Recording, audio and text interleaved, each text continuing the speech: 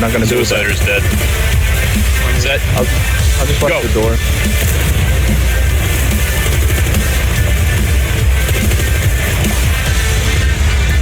How you doing? This packet. It's always 3 guys. There's 1 guy here. Hi, how you doing? Watching.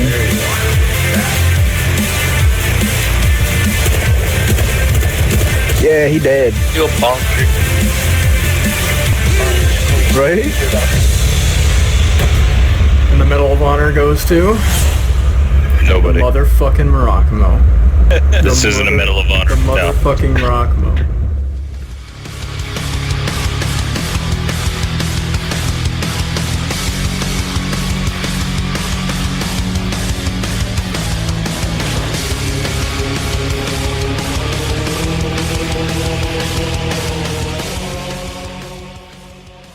Hey, what is going on, all my fellow godlies and Warframe enthusiasts around the world? I am Vance from Warframe God Builds, and this is going to be the last episode of the last season for Warframe God Builds. It's been a long run, a good run at that. But I will say this, just for clarification purposes. This does not, however, mean that I will not get around to covering Nidus, the Bard frame, and whatever Warframe enters the game at a later date. I will do God builds as long as there are God builds to do, and I will continuously do Reforged and try to remain up to date with what's going on with Warframe. I have no intention of quitting, and me stepping away for a while is not anything to do with the Sissy Frame series. It's not anything to do with how often I'm crucified by people who do not realize that I'm only trying to make this game a better place for my community. So, all that being said, let's get straight into it. Mirage, one of the most deceptive next to Loki. Deception is a trick of the trade when it comes to her abilities. Her first ability being Hall of Mirrors, which creates an entourage of doppelgangers to confuse and distract the enemy. However, there is quite a big issue with that, as this incredibly masterful piece demonstrates. You can take fire from pretty much any angle that you're being hit from, and in a situation where you're being surrounded, while one doppelganger would attract aggro, it would actually cause you to be hit because they're being shot at. Now, the only suggestion that I could offer to make this ability a little bit better would be is if DE made it so the doppelgangers kind of altered the trajectory of the bullets. That way, Mirage is less squishy. Sleight of hand, probably one of the funniest abilities in Warframe, Mirage booby traps nearby objects. And this does exactly as advertised. Based upon the power strength, you will have an effective time just thwarting the enemy's efforts to go into a interception and claim those critical points that you need to win the game. Well, when they go to touch the button, they explode. It's pretty self-explanatory, and it's kind of situational. You really only need to use it for, I would say, interception, or in those instances in which you're doing a spy mission, you can booby trap the alarms, and enemies won't be able to trigger them. Instead, they'll just blow up.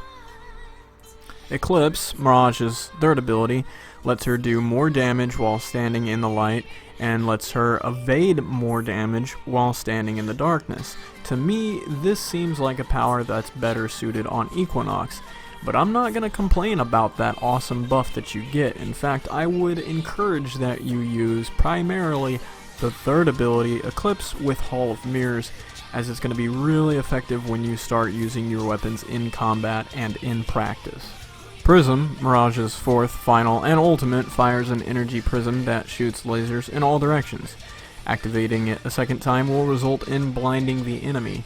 While the damage is negligible for the prism itself, people often call it the disco ball, the blinding effect is something that you're definitely going to use when situations get a little bit too tough to handle, because you can build towards gas with any weapon that you have equipped, and you're going to take advantage of all the stealth multipliers that you will receive. Now, on to the weapons.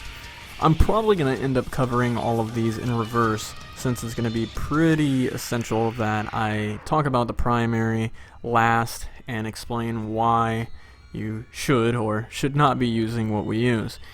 With Zennistar, the day 300 login reward, you are going to capitalize on exactly what I told you before. The gas damage combined with the stealth multiplier. So when you do your prism and you throw out your Zennistar, you will pretty much annihilate anything that's there. Combine this with Mirage's first ability and you will have 5 different spinning discs on the floor which radiate damage. This is going to be incredible for defense missions, excavation, any area that you need to lock down for an X amount of time. This is really going to do the trick. The only thing left to talk about with Zennistar is the fact that healing return should be working and it doesn't seem to be. This is why I would probably have this mod in place if it worked the way that it displayed that it did. However, because it's not, I'm going to end up putting condition overload in this spot, which won't take away from the weapon's effectiveness. If you build in this way and have the 3 forma put in these spots that you have them, it's going to be no big deal to swap healing return out with condition overload at any point in time. If you're going to swap healing return out, I would definitely go with condition overload because it just adds more percentage of damage, which is always good even though it's really not needed because the stealth multipliers will decimate anything in your wake. Now when you're talking secondaries, this one is all just for shits and giggles. Primarily because it doesn't really scale that well into in-game content. Sure, it's really good for medium, going up into level 50s, 60s, 70s, maybe even some hundreds, but it's going to fall off eventually. But until it does, it's a hell of a lot of fun. Why? Because you can pelt your enemies with a barrage of snowballs. Let's be honest, the community is calling this gun the Kohm Glob Launcher. And when I talk about the Zennistar being in my loadout along with Stug, I think to myself, I really need to rename my loadout and call it the PMS Resonator and the Kohm Launcher Detonator. Needless to say, if you're gonna go with a Riven mod, make it be something like this. Ammo maximum, status chance, and fire rate. Otherwise, the critical chance, it really doesn't matter because you're gonna be getting crits anyways because of Mirage's unique abilities. If you do happen to run Stug just for fun, it's going to operate a whole lot more fun than what a Simulor would. And it's going to do the job just as sufficient. Just be very careful at the fact that this can down you very easily. If you get too close to your Kohm Globs, they will detonate and they will take you down. No different than what an Ogress or what a Penta would. So be very wary of that. Alright, so here's the Mac Daddy of all the different primaries you could use for Mirage. I am using Kohm. And before I go into explanation as to why I'm using Kohm, I just want to dismiss everyone who uses Simulor with Mirage. Simulor is the most subpar and overrated weapon in the entire game. The community seems to think that this gun is capable of going into in-game content, and that is not true. Here I was thinking that the only way the Simulor could be useful is if Mirage were using it, and then when I actually started doing god builds for Mirage, I found out very quickly that a Cyanoid Simulor doesn't do jack shit against level 140 heavies. That is pretty much why I chose to snap the Simulor in half with Mirage's trailer. Quite simply because the Cyanoid Simulor is garbage. The only reason you should be using it is because it's really easy to clear out medium range leveled content while getting energy return while using Mirage. But with Kohm, it's a totally different story because Kohm is viable in in-game level content and can absolutely decimate level 140 heavy gunners, especially when you take into consideration the buffs that you will be receiving from Mirage, not only doubling the amount of pelted ammunition that's going to be going into their skin, but the buff damage that you will get from her third ability. Kohm is definitely the way to go, and I really wouldn't recommend anything else unless you were going with Torrid or something that can do a really high amount of status like the 92% we have with Kohm, on top of the corrosive, the heat, and the slash. Kohm is just too well-rounded. There's really not another weapon that could top it in terms of DPS when combined with the synergy of Mirage. Okay, so here is the moment you've been waiting for, the actual build for Mirage. I have chose to roll with Corrosive Projection, Speed Drift, Vitality, Constitution, Natural Talent, Hull of Malevolence, Stretch, Intensify, Prime Flow, Prime Continuity. Other than the staples that you're pretty familiar with seeing by now, it's pretty self-explanatory why I'm using them all.